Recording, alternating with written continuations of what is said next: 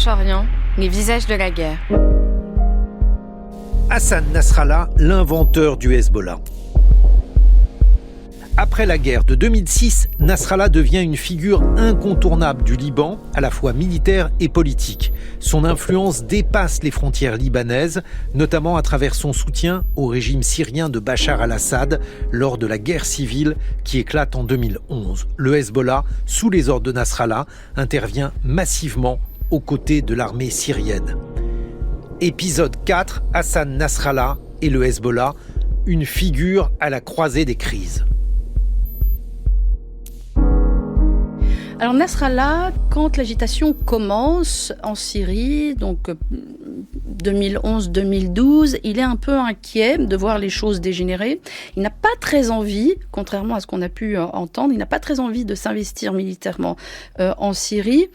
Et il va jouer un rôle d'intermédiaire, un peu négociateur, entre le régime de Bachar el-Assad et certaines forces de l'opposition, notamment les frères musulmans, pour essayer de convaincre tout le monde de s'asseoir autour d'une table et d'essayer de résoudre ça diplomatiquement. Bon, malheureusement, les choses dégénèrent, et puis donc l'opposition passe à la confrontation armée. Et là, le Hezbollah intervient d'abord en 2012 de manière ponctuelle pour aider en fait les Pasdaran à préserver leurs casernes en Syrie. Donc c'est pas vraiment le régime qu'on soutient, c'est plutôt les copains iraniens.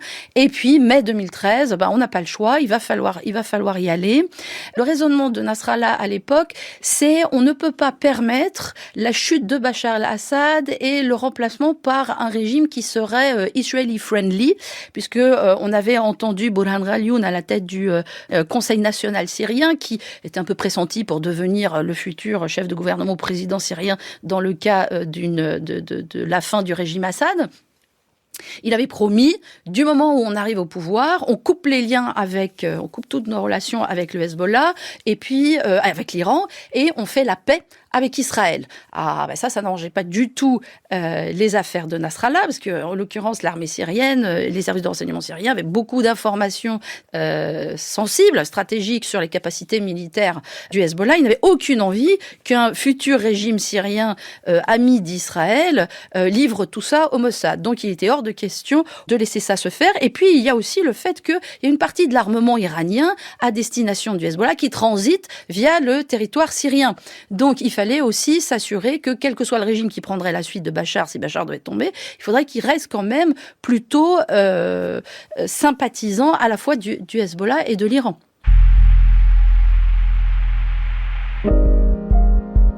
Alors, Nasrallah n'est pas investi directement en politique libanaise. Il n'a jamais été élu, il n'a jamais été député, il n'a jamais été ministre. Le Hezbollah a des députés et des ministres au gouvernement. Mais il faut bien garder à l'esprit que le raisonnement du Hezbollah en politique libanaise, il est assez particulier. Le Hezbollah ne fonctionne pas comme les autres partis politiques libanaises. Ça n'intéresse pas d'ailleurs Hassan Nasrallah. Hassan Nasrallah, la politique interne, quand il en parle, c'est vraiment quand il est obligé. Et en général, c'est pour dire calmez-vous tous, calmez-vous tous, la récréation est finie. Voilà. C'est plutôt ça. Il laisse vraiment la politique interne, les détails de la politique interne gérés par un autre appareil au sein de l'organisation. Lui, ce qui l'intéresse, c'est plutôt vraiment le militaire et le régional, et c'est là qu'il est bon d'ailleurs, c'est là qu'il était brillant. La manière dont le Hezbollah conçoit, sous Nasrallah, son rôle en politique, c'est très simple. Il ne fonctionne pas comme un parti de gouvernement, il fonctionne comme un lobby. L'idée, c'est le Hezbollah laisse grosso modo les autres partis politiques libanais, quels qu'ils soient, faire ce qu'ils veulent. Voilà. Et en revanche, ce qu'il attend, c'est que, de tous ces partis politiques, c'est qu'on ne mette pas en danger les intérêts de la résistance islamique, c'est-à-dire de la partie armée. Le deal, c'est faites ce que vous voulez, tant que vous ne préparez pas, par exemple, une loi au Parlement qui dit on va désarmer le Hezbollah, ou qui dit on va livrer des choses sensibles, des informations sensibles à la CIA ou je ne sais quoi. Tant que vous laissez la partie armée de l'organisation tranquille, tant que vous nous laissez faire ce qu'on a à faire face à Israël et sur le plan régional, grosso modo, à la maison, faites ce que vous voulez. Mais comment s'insère-t-il dans la vie politique libanaise ? Parce que pour aboutir à ça, il y a évidemment la crainte du Hezbollah, mais j'imagine qu'il noue des alliances aussi. Ah, bien sûr, il a besoin d'alliances. Le Hezbollah au Parlement, c'est, alors en fonction des années, mais ça n'a jamais été plus de 12 parlementaires sur un total de 128, on est en dessous de 10%. Donc le Hezbollah tout seul ne peut pas faire passer une loi que les autres n'approuveraient pas. Au gouvernement, le Hezbollah, ça n'a jamais été plus de 2 ministres sur des gouvernements de 24 à 30, et je peux vous assurer, en général, ils récupèrent les portefeuilles absolument pourris, inintéressants. C'est vraiment pour faire acte de présence. En revanche, le Hezbollah a des alliés. Il a des alliés en la personne, évidemment, de Nabih Berri, donc le deuxième, qui est à la tête du deuxième parti chiite, et qui, lui, est chef du Parlement. Donc là, à travers Nabih Berri, on ouvre les portes du Parlement comme ça nous arrange. De la même manière, on est allié avec le plus grand parti chrétien libanais, le Coran patriotique libre, etc., etc. Donc le Hezbollah, en fait, en politique libanaise, il a du poids à travers le réseau de ses alliances. Lui tout seul, non. Que se passe-t-il le 7 octobre ? Hassan Nasrallah était-il au courant, selon vous, Aurélie Daher, de l'offensive du Hamas sur Israël ? Alors le 7 octobre, Hassan Nasrallah nous a expliqué qu'il n'était pas au courant. Bon, ça restera, je pense, un point d'interrogation pendant quelques temps. En revanche, il y a quand même des choses que l'on peut voir. Le terrain parle. Moi qui observe le Hezbollah et ses stratégies sur le terrain, sa tactique, j'ai été quand même assez épatée de voir exceptionnellement les combattants palestiniens recopier un peu trop fidèlement des manières de faire de la résistance islamique libanaise, donc de la partie militaire du Hezbollah, pour ne pas penser que peut-être que la date n'a pas été annoncée à Nasrallah, mais la préparation en amont, il y a certainement participé. Ce qu'il a dit, lui, littéralement, il a dit la décision de l'opération et l'opération en soi sont 100% palestiniennes. Ce qui donne à penser que lui n'y est pour rien. Sauf que un acte de guerre, ce n'est pas uniquement choisir une date et la mener. Il faut s'entraîner, il faut se préparer, il faut trouver des armes, il faut discuter avec les copains pour s'assurer qu'on ne met pas en péril les intérêts stratégiques ni du Hezbollah, ni de l'Iran, ni des Irakiens, ni des ceci. Donc ça, là-dessus, par contre, il n'a soufflé mot. On le sait, il y a eu quand même un rapprochement assez récent entre la partie militaire du Hamas, pas moins la partie politique, mais la partie militaire du Hamas et la résistance islamique libanaise. Il y a eu quand même des cours de données. Donc, dire que Nasrallah était absolument pas au courant, je le répète, peut-être qu'on lui a pas annoncé la date, mais enfin, il savait quand même qu'il y avait quelque chose qui se tramait. Alors, le Hezbollah se lance dans la bataille le 8, donc le lendemain du 7, avec un double objectif. Il y a un objectif palestino-centré et un autre qui est plus libano-centré. Sur le plan palestinien, il faut donner un coup de main au Hamas, parce qu'a priori, on sait qu'ils vont pas s'en sortir tout seuls. Il y a cette idée, on a le même ennemi. De toute façon, Nasrallah a toujours été un fervent défenseur de la cause palestinienne. Pour lui, ça fait sens, on aide. Mais attention. Il prévient bien qu'on est là pour aider, on n'est pas là pour remplacer. Il insiste sur le fait que les nations, en général, doivent se libérer elles-mêmes. C'est très important. On ne doit pas être sauvé de l'extérieur. Lui, il estime qu'il a montré l'exemple avec le Hezbollah. Le Hezbollah, il est monté en compétence tout seul et puis il a mis les Israéliens dehors tout seul. Bon. Donc, il a maintes fois appelé les Palestiniens à faire de même. Si nous, on y est arrivé, vous devez pouvoir le faire aussi.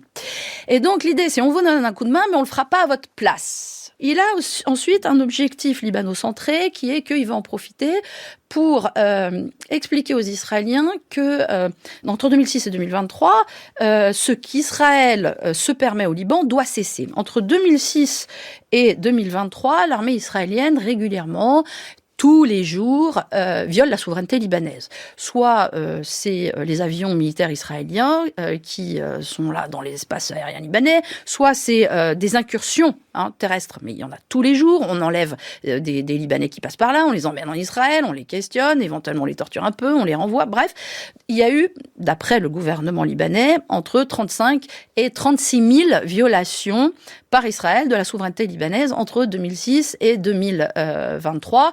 L'ONU ne répond pas. Donc le Hezbollah dit, on va en profiter, on se lance dans la mêlée, on colle une fessée aux Israéliens et puis comme ça, ils vont arrêter aussi de nous enquiquiner. Mais tout le challenge pour Nasrallah et pour le Hezbollah, et ça l'est encore aujourd'hui, c'est de toujours trouver le bon dosage de manière à ne pas déclencher de la part d'Israël une guerre massive contre le Liban.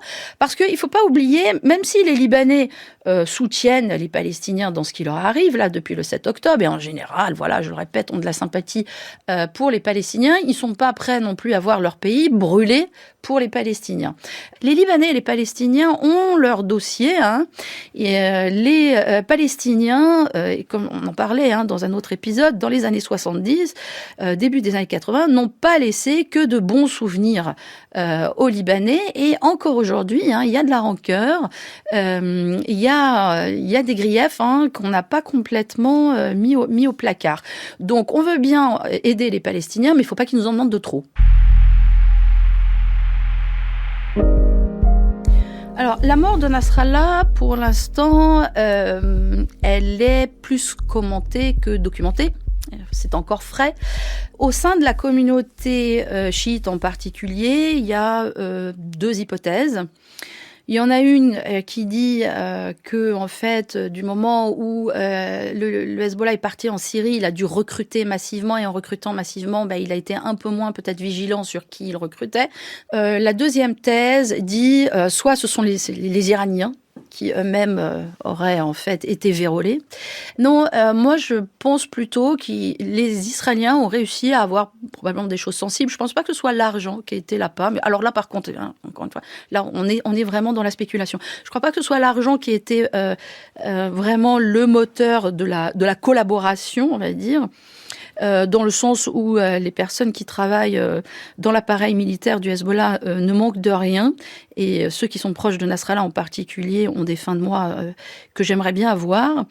Je ne crois pas que ce soit l'argent. En revanche, il n'est pas impossible que les services de renseignement israéliens aient des choses compromettantes sur certaines personnes et réussi à faire chanter des personnes proches de Nasrallah, et réussi en fait de cette manière à avoir des informations qu'en théorie il n'aurait jamais eu réussi à avoir.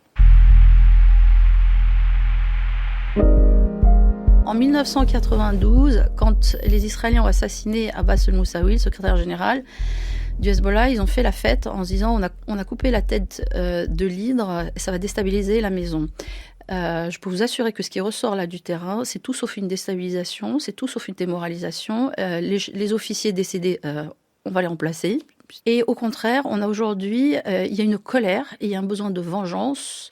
Et surtout, ça va provoquer de nouvelles vocations chez de jeunes chiites qui vont demander, en fait, sous la bannière de ce besoin de venger Nasrallah, leur idole, leur dieu, leur père, leur protecteur. On va voir une nouvelle génération de jeunes combattants au sein du Hezbollah, hyper motivés. Donc, Israël a probablement gagné là une bataille, une manche, mais la guerre, elle est loin d'être finie.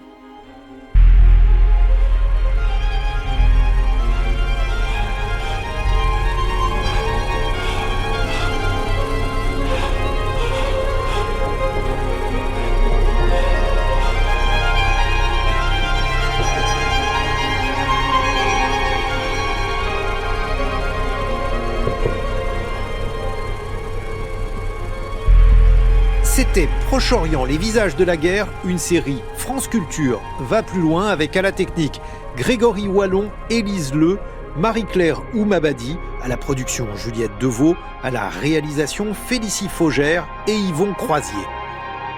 Tous les épisodes de cette série sont à retrouver sur le site franceculture.fr et sur l'appli Radio France.